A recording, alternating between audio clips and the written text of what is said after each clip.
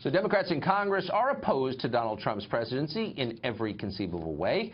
Cabinet nominees are confirmed at their slowest pace since George Washington's first term. Some Democrats already talking about impeachment. A new Politico poll says most Democrats support obstruction. Does that mean this will continue, the gridlock? Democratic Congressman Jim Hines of Connecticut says despite this obstructionism, Democrats have been more accommodating than Republicans were under the previous president. He joins us now from Baltimore. Congressman, thanks for joining us. So it does seem... Tucker. And I think that the Republicans did oppose President Obama pretty much from the beginning, but they didn't call for his impeachment 2 weeks in. I mean, this does seem like a new standard of unreasonableness. Yeah, but Tucker, the Democrats are not calling for the president's impeachment just because a couple or one or two or three may have. They're not calling for his impeachment. Most of us recognize that if he commits a high crime or a misdemeanor, and oh, by the way, the political realities of this are such that until, and this will happen, but until a majority of the Republicans in the House see him as a political liability, it ain't happening. Yeah, no, I mean, that's true, but still, it says something. So, I mean, just for example, you had these votes, and you had the Senate Minority Leader, Chuck Schumer, voted against Elaine Chao at Transportation, who was, of course, married to Mitch McConnell, the Senate Majority Leader. Like, what principle was he upholding by voting against Elaine Chao? Did he really think she was like an extremist or racist or something? Like, what was that? I don't know, but look, I don't know what's in Chuck Schumer's head, but no, there's no question that what used to be a body of great comity, of people working together and showing great deference to each other, is not that anymore. And it's not just Chuck Schumer. Look, a lot of Democrats are still smarting over the fact that Judge Gorsuch, who by all accounts is a widely respected jurist, nonetheless is going to take a seat that Mitch McConnell decided without historical precedent and certainly without rooting in the Constitution that President Obama wasn't going to even get a hearing in the Senate. So, yeah. I mean, yeah, it seems to be a pretty ugly place these days, but you can hardly pin the blame on Democrats here. Well, I mean, they share part of the blame, but I think you make a fair point. They didn't even have a hearing on Merrick Garland, and I think they should have. Okay, so I agree with you on that. Right. But what I worry about is that there are a lot of ideas that Trump has that Democrats under normal circumstances would be open to. They say they believe in these things, and yet because they're calling him a Nazi, they won't even talk about them. So just for example, throw a couple: infrastructure, Canadian drug reimportation, no entitlement reform. I mean, these are things that Democrats have supported for like a generation.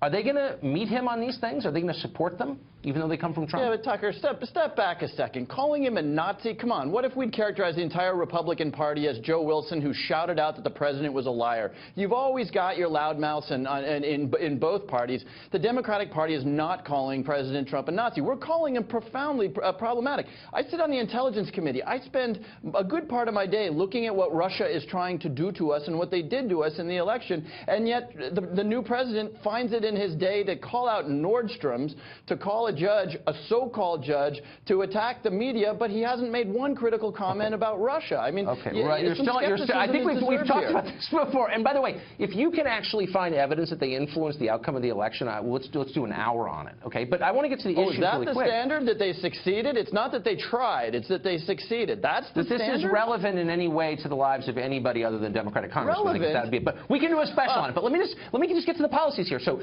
this is an esoteric one, but it's been up for debate for 20 years. Canadian drug reimportation, the idea that you could buy drugs from Canada, they're cheaper, American-made, but coming from Canada. No Republican's been for this. Trump is for this. Democrats have always said, we're for this. Will they be for it when Trump suggests it?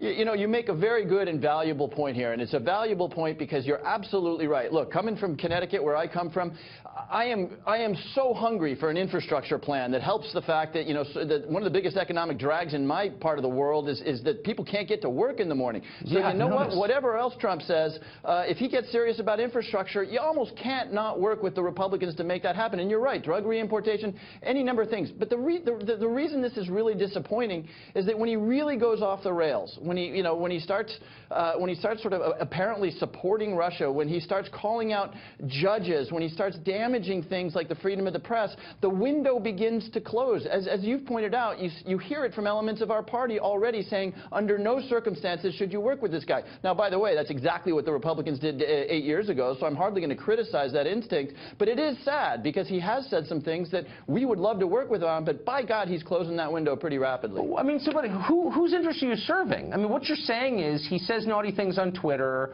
or he doesn't have a lot of self-control. Therefore, I'm not going to work on behalf of my constituents for things I've said for years I was for? I mean, That is, how is that defensible? Did I just say that? I just made the point. I think I used the word I would be really hungry.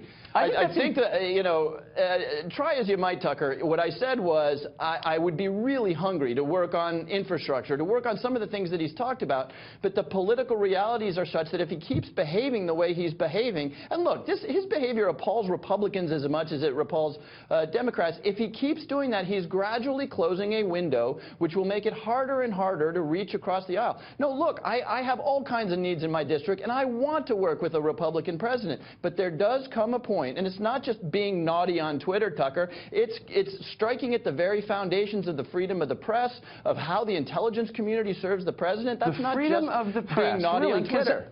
I think the Obama administration actually pulled the phone records of one of our reporters here at Fox because they didn't like what he was reporting. I don't remember a lot of Democrats, you know, passing symbolic resolutions denouncing that on behalf of the free press.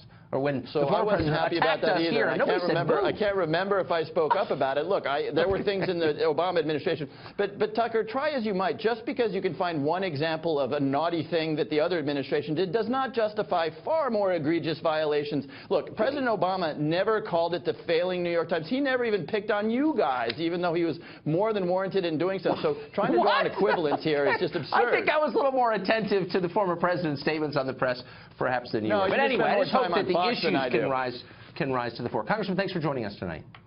Thanks, Tucker.